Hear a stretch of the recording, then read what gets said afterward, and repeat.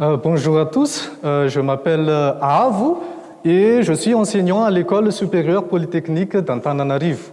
Et la raison pour laquelle je vous révèle mon travail est que justement aujourd'hui nous allons parler de vocation, du choix de votre carrière, puisque à un moment donné de votre vie, peu importe qui vous êtes, vous allez devoir choisir votre carrière.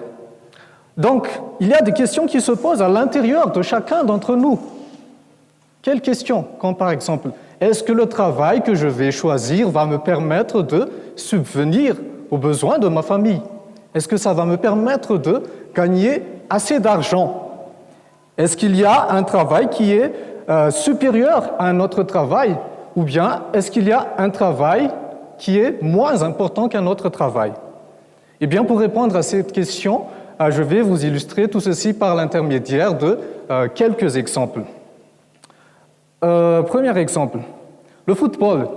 Est-ce que c'est un travail? Eh bien, nombreux d'entre vous vont me dire non, ce n'est qu'un jeu, ce n'est pas un travail. Comment est-ce que je vais nourrir ma famille avec le football? Eh bien, il faut demander au meilleur footballeur du monde. Messi? Ou Cristiano Ronaldo? Oui.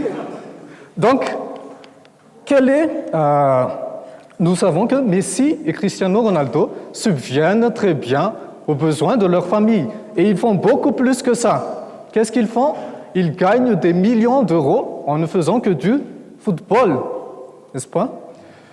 Être acteur, est-ce que c'est un travail? Est-ce que c'est un travail d'être un acteur?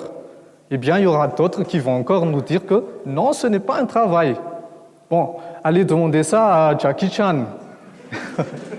Est-ce que c'est un travail d'être acteur? Demandez ça à Gal Gadot. Demandez ça à Dwayne Johnson. Bon, j'espère qu'il y a des gens qui aiment les films à l'intérieur de cette salle. Oui, puisque ces gens-là gagnent des millions, voire des milliards de dollars. Un prochain exemple, ramasser des ordures. Est-ce que c'est un travail décent? Est-ce que c'est quelque chose d'important? Est-ce que ça nous permettra de nourrir notre famille? Eh bien, je vous présente M. Wayne Hajenga. Cet homme est devenu milliardaire en ramassant des ordures.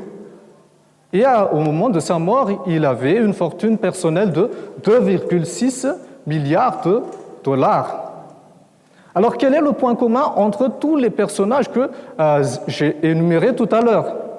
Eh bien, ils adorent leur travail. Ils font ça puisqu'ils adorent ça. Ils pensent d'abord à faire quelque chose qu'ils aiment avant de penser à l'argent. Et ensuite, l'argent va venir après. Alors, est-ce que vous voulez devenir quelque chose? Comment est-ce que vous allez savoir que votre travail sera vraiment votre vocation?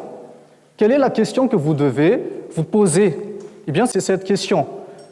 Si l'argent n'était pas la question, qu'est-ce que vous allez faire? Si l'argent n'était pas la question. Vous voulez devenir footballeur? Alors faites-le. Comme Melvin. Vous voulez devenir chanteuse? Faites-le. Comme Deniz. Vous voulez devenir enseignant? Faites-le. Comme moi.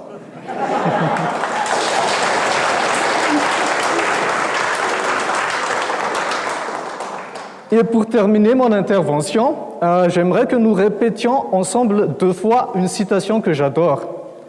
3, 2, 1. Trouve ta vraie vocation et tu verras que tout est possible. Une deuxième fois. Trouve ta vraie vocation et tu verras que tout est possible. Merci beaucoup.